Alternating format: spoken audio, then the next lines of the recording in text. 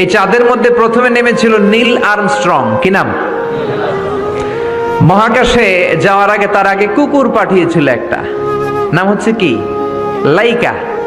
লাইকা নামে একটা কুকুর পাঠিয়েছে, যে মরলে আগে কুত্তায় মরুক, আমরা বেঁচে থাকি, ঠিক কি না?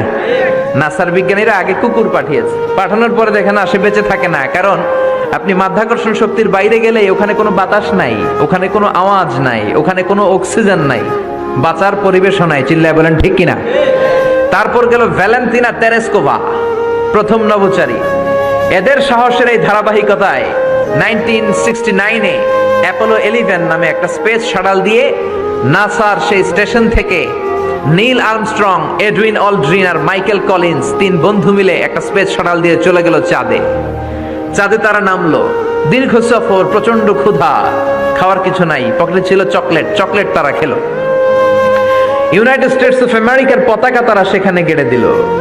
নীল আর্মস্ট্রং খেয়াল করে দেখে চাঁদের এই মাথা থেকে ওই মাথার মাঝখানটাতে ফাটা। ফাটিয়েছে কে? চিল্লায় বলেন কে? সে পরবর্তীতে পৃথিবীতে এসে বিশ্বনবীর বায়োগ্রাফি পড়ে জানতে পেরেছে এটা বিশ্বনবী আঙ্গুলের ইশারায় ফাটিয়েছিলেন। পড়েন আল্লাহু আকবার। আবার চাঁদের মধ্যে সে একটা মিউজিক শুনতে পেল। কি শুনতে পেল? চমৎকার একটা মিউজিক, কিন্তু পৃথিবীতে এসে কোথাও এই মিউজিক সে পায় না, কোথাও এই মিউজিকের ক্যাসেট অ্যালবাম খুঁজে পায় না। পরে আমেরিকার একটা প্রেয়ার হলের পাশ দিয়ে সে হেঁটে যাচ্ছে, হঠাৎ দেখে ওই মসজিদের ভেতর থেকে ওই মিউজিকটা বাজে যেটা সে চাঁদে শুনেছে। মসজিদে ঢুকে দেখে একজন লোক কানের মধ্যে দুই হাত দিয়ে এই মিউজিকটা বাজায়। আসলে এটা কি মিউজিক না আজান? চিল্লায় বলেন মিউজিক না আজান? সে ভিতরে ঢুকে মুয়াজ্জিনরে বলে, তুমি এত বড় সিঙ্গার, এত বড় মিউজিশিয়ান, তোমার গান, তোমার মিউজিক চাঁদেও বাজে, কি এটা? সে বলল, এটা গান নয়, এটা মিউজিক নয়, এটা হচ্ছে আজান। চিল্লায় বলেন ঠিক কিনা? সে আজানের ধ্বনি আজও আছে না নাই?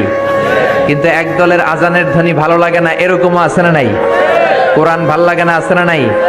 ইসলাম ভাল লাগে না, আছে না নাই? বিশ্বনবীকে গালি দেয়, এরকম আছে না নাই?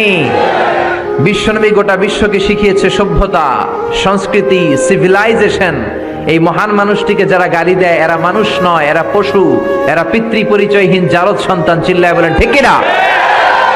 আপনি ব্রিটিশ মিউজিয়ামে যদি ঢুকেন দেখবেন সাদা পাথরের ফলকে লেখা, as a father, as a teacher, as a law giver, as a law maker, as a reformer of the society, Muhammad is the superman of the world. চিল্লায় বলেন আল্লাহু আকবার।